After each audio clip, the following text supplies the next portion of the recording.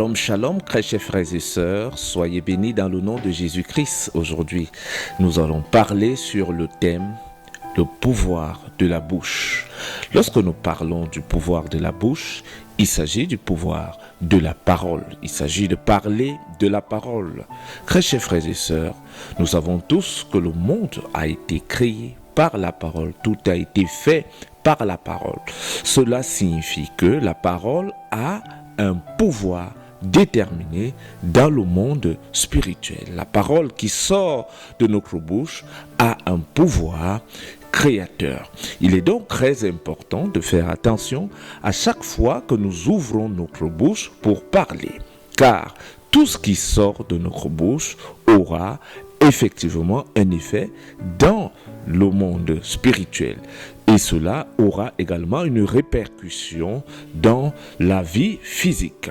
La parole de Dieu nous dit dans Proverbe 18, verset 21 que la vie et la mort sont au pouvoir de la langue. Cela signifie, en notre thème, que nous pouvons appeler la vie en nous en utilisant notre langue, comme nous pouvons appeler la mort en nous en utilisant notre bouche. Nous sommes donc censés, au regard de cet enseignement, utiliser uniquement notre bouche, c'est-à-dire nos paroles, dans le sens où nous voulons voir accomplir notre vie.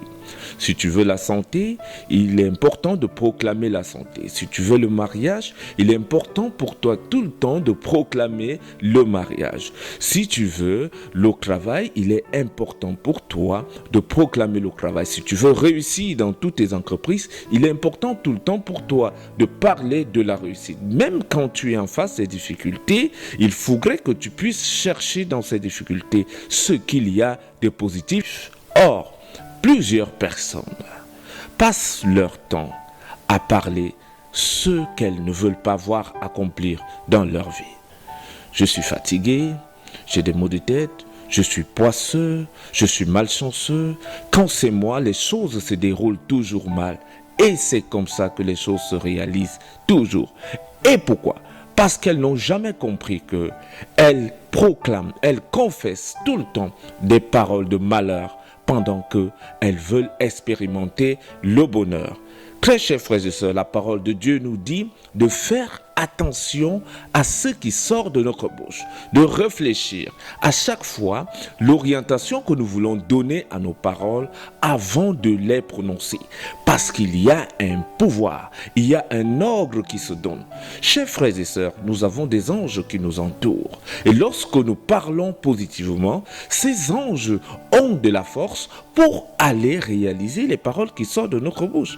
Or, lorsque nous parlons mal, ils n'ont pas cette force. C'est plutôt les anges du mal qui ont de la force pour réaliser les choses qui sont négatives pour notre vie. Donc, il faut comprendre aussi par la parole que nous ordonnons, nous donnons de l'autorité à nos anges, aux anges que Dieu nous a donnés pour accomplir des choses à notre faveur. C'est pourquoi nous devons faire très attention à chaque fois que nous ouvrons notre bouche pour parler. Et à cela, lorsqu'on a compris le secret, le pouvoir qu'il y a dans la bouche, le pouvoir qu'il y a dans la parole, nous devons également utiliser la parole pour contredire la mauvaise parole. Prenons par exemple le cas des malédictions. Dans nos coutumes africaines, nous avons vu beaucoup de personnes maudire leurs enfants, maudire des personnes à travers la parole. Si une personne insulte ta vie, parle mal de toi, insulte, maudit, tu as aussi la capacité, nous avons la capacité de contredire cela avec d'autres formes de paroles, des paroles qui viendront briser le pouvoir de d'autres paroles. Or, qu'est-ce que les gens font ?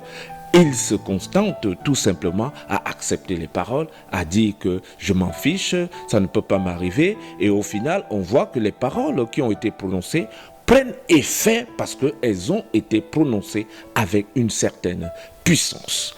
Or, si de l'autre côté, vous avez conscience que ces paroles qui vous ont été agressées peuvent porter atteinte à votre vie, il est important pour vous de proclamer des paroles qui vont à l'encontre.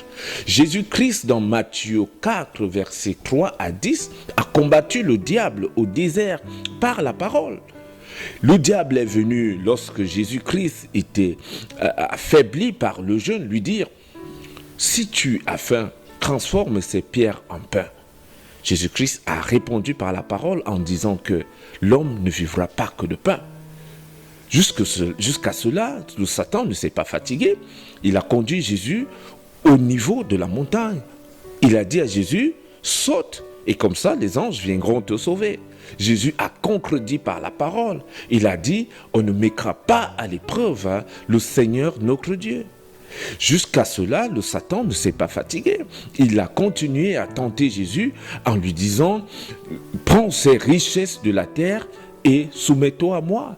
Jésus-Christ a répondu par la parole en disant, Jésus-Christ a combattu le diable par la parole. Nous devons aussi combattre tout ce qui maudisse notre vie par la parole. Si quelqu'un te dit que tu vas échouer, tu vas dire je vais réussir. Si quelqu'un te dit tu vas pas te marier, toi tu vas dire je vais me marier. Si quelqu'un te dit tu ne feras jamais rien dans ta vie, toi tu dois dire je vais accomplir tout ce que Dieu a prévu pour moi dans ma vie au nom de Jésus, parce qu'il faut combattre avec le nom de Jésus, parce que le nom de Jésus a été hissé au-dessus de tous les noms. Lorsque vous combattez, vous pouvez briser les malédictions, vous pouvez briser les échecs, vous pouvez briser la mort dans votre vie avec la parole. J'espère que cet enseignement va aider une personne qui est en train de m'écouter en ce moment afin de changer de mentalité, afin de prendre conscience que les paroles qui sortent de notre bouche ont un pouvoir déterminé. Utilisez donc ces paroles pour changer votre vie. Utilisez donc ces paroles pour donner une destination importante à votre avenir. Utilisez cette parole pour transformer votre avenir. Parce que votre avenir, notre avenir est dans notre bouche. Soyez bénis.